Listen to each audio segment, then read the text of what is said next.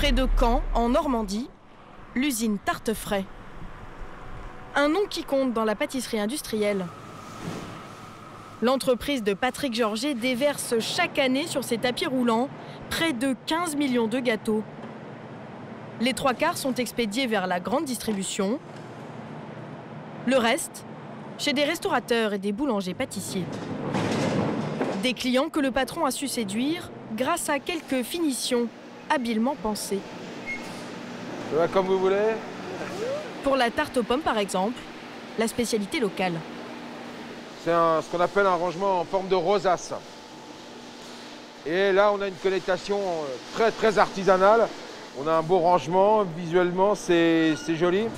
Donc le but, c'est de faire passer un message d'artisanal sur un produit industriel. Il faut dire que l'artisanat, ça le connaît quand même un peu. Patrick Georget a lui-même débuté à 15 ans comme apprenti pâtissier chez un boulanger. Même si rapidement, pour faire carrière, il accepte un poste de chef pâtissier dans la grande distribution. Il y a 25 ans, sentant l'ampleur que va prendre la pâtisserie industrielle, il décide de créer sa propre société. Aujourd'hui, il emploie 190 personnes et récemment, il a décidé de mettre le paquet sur l'éclair grâce à une impressionnante machine de guerre.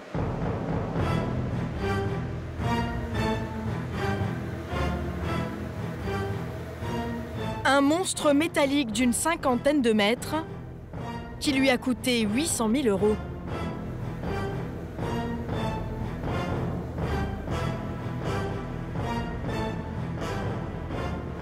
On sent bien le goût du beurre. Oh, c'est excellent. Et grâce auquel il compte bien inonder le marché.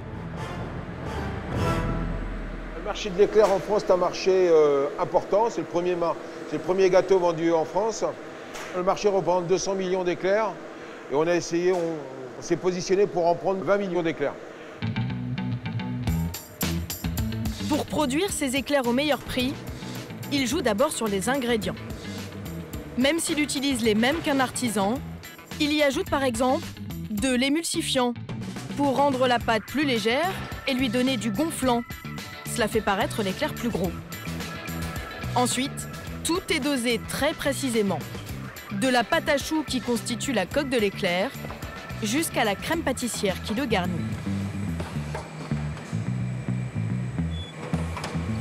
La quantité qui est injectée dans l'éclair, elle est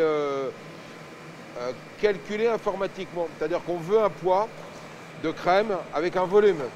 On fait des éclairs à peu près à 110 grammes. Ça dépend, ça peut aller de 50 grammes jusqu'à 120 grammes une éclair. En fonction du circuit commercial où elle va aller. Mais c'est bien évidemment sur la main-d'œuvre que Patrick Georget fait le plus d'économies. Toutes les opérations sont automatisées. Entre la sortie du four, le passage par les fourches du robot qui garnit les éclairs par groupe de 16 et l'étape finale du glaçage, il s'écoule 30 secondes à peine. En 2 heures, la machine de Patrick Georget fabrique 16 000 éclairs avec 3 opérateurs seulement sur la chaîne.